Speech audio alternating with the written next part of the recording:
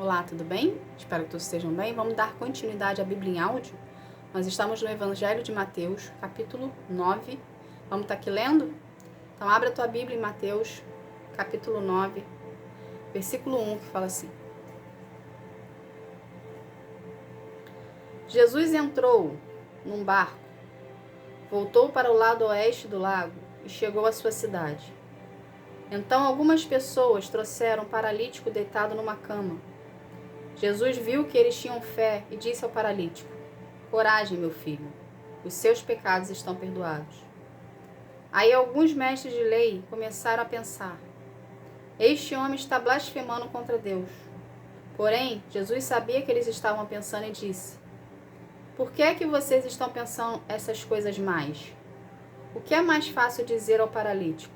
Os seus pecados estão perdoados, ou levante-se e ande? Pois vou mostrar a vocês que eu, o Filho do Homem, tenho poder na terra para perdoar pecados. Então disse ao paralítico: Levante-se, pegue a sua cama e vá para casa. O homem se levantou e foi para casa. Quando o povo viu isso, ficou com medo e louvou a Deus por dar esse poder aos seres humanos. Jesus saiu dali e no caminho viu um cobrador de impostos chamado Mateus. Sentado no lugar onde os impostos eram pagos, Jesus disse: Venha comigo. Mateus se levantou e foi com ele. Mais tarde, enquanto Jesus estava jantando na casa de Mateus, muitos cobradores de impostos e outras pessoas de má fama chegaram e sentaram-se à mesa com Jesus e os seus discípulos. Alguns fariseus viram isso e perguntaram aos discípulos: Por que é que o mestre de vocês come com os cobradores de impostos e com pessoas de má fama? Jesus ouviu a pergunta e respondeu: Os que têm saúde não precisam de médico, mas sim de doentes.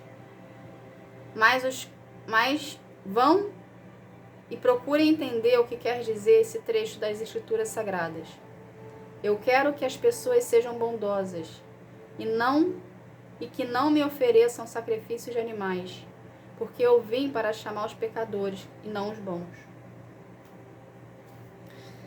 Então, os discípulos de João Batista chegaram perto de Jesus e perguntaram: Por que é que nós, os fariseus, jejuamos muitas vezes, mas os discípulos do Senhor não jejuam? Jesus respondeu: Vocês acham que os convidados de um casamento podem estar tristes enquanto o noivo está com eles? Claro que não. Mas chegará o tempo em que o noivo será retirado do meio deles. Então, sim, eles vão jejuar. Ninguém usa um retalho de pano novo para remendar uma roupa velha, pois o remendo do novo encolhe e rasga a roupa velha, enquanto aumentando o buraco. Ninguém põe vinho novo em odres velhos. Se alguém fizer isso, os odres arrebentam. O vinho se perde e os odres ficam estragados. Pelo contrário, o vinho novo é posto em odres novos. E assim não se perdem nem os odres nem os vinhos. Enquanto Jesus estava falando ao povo, o chefe religioso chegou perto dele, ajoelhou-se e disse: A minha filha morreu agora mesmo. Venha e põe as mãos sobre ela para que viva de novo. Então Jesus foi com ele e seus discípulos também foram. Certa mulher que fazia 12 anos que estava com hemorragia veio atrás de Jesus e tocou na barra da capa dele, pois ela pensava assim: se eu apenas tocar na capa dele, ficarei curada. Jesus virou, viu a mulher e disse: Coragem, minha filha, você sarou porque teve fé. E naquele momento a mulher ficou curada. Depois Jesus foi para a casa do chefe religioso, quando viu que os tocava música de enterro, e viu a multidão numa confusão geral e disse: Saiam todos daqui, a menina não morreu, ela está dormindo. Então começaram a caçoar dele. Logo que a multidão saiu, Jesus entrou no quarto que a menina estava, pegou-a pela mão e ela se levantou. E a notícia a respeito disso se espalhou por toda aquela região. Jesus saiu daquele lugar e no caminho dos 2 cegos começaram a segui-lo gritando: Filho de Davi, tenha pena de nós.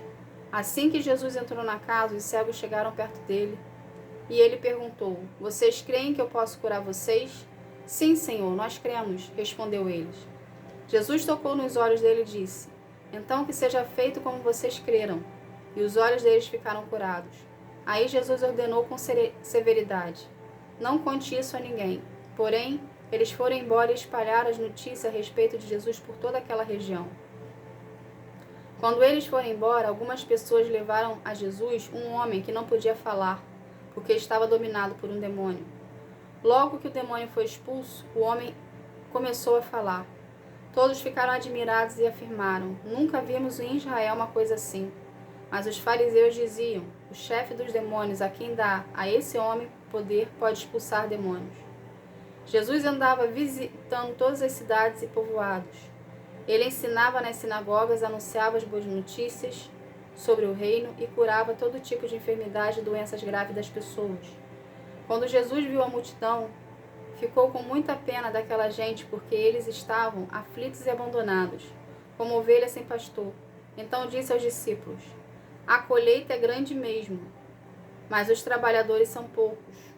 Peçam ao dono da plantação que mande mais trabalhadores para fazerem a colheita. Somente até aqui. O que a gente pode aprender do capítulo 9 de Mateus? Que aonde Jesus passava, ele fazia a diferença. Ele curava, ele libertava, ele direcionava, ele mostrava, ele amava. Entende? Jesus fazia a diferença por onde ele passava. Então você, que é um discípulo de Jesus, pega ele como exemplo e faça isso na sua vida. Por onde você passar, seja uma pessoa de cura, leve amor, leve presença, leve uma palavra de paz, uma palavra de amigo, estenda a mão. Entende? Se tiver que corrigir, corrija em amor, em espírito e verdade. Mas seja a diferença como Jesus foi aqui. Tá bom? Assista novamente esse vídeo, quantas vezes forem necessárias. Permita-se ser moldado e lapidado por Deus, para ser transformado por Ele. Coloque em prática tudo o que você escuta da palavra do Senhor na sua vida, para haver transformação em ti e você ficar cada vez mais parecido com o Senhor, com Jesus e com o Espírito Santo.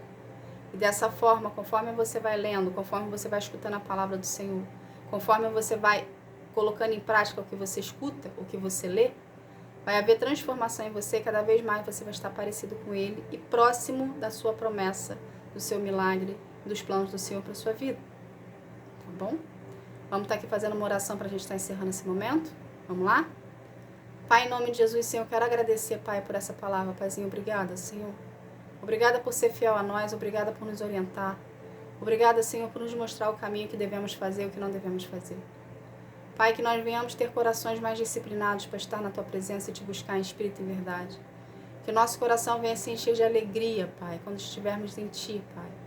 Pai, coloque em nós vontade de estar na Tua presença e Te buscar genuinamente todos os dias, Senhor. Coloque em nós, Senhor, disciplina, Pai, em querer estar na Tua presença, Senhor, e construir um relacionamento contigo, em espírito e verdade. Pai, pelo poder do nome de Jesus, eu quero consagrar cada vida aqui a Ti, que cada vida venha ter real encontro contigo, enquanto que sara, que transforma, que cura, que liberta. Que cada vida, Senhor, venha ser um contigo em espírito e verdade, Senhor. Paizinho, pelo poder do nome de Jesus, Pai, eu agradeço. Amém. Gente, que Deus abençoe a sua vida, que você venha ter um dia, uma tarde, uma noite espetacular na presença do Senhor, tá bom? Fique na paz. Tchau, tchau.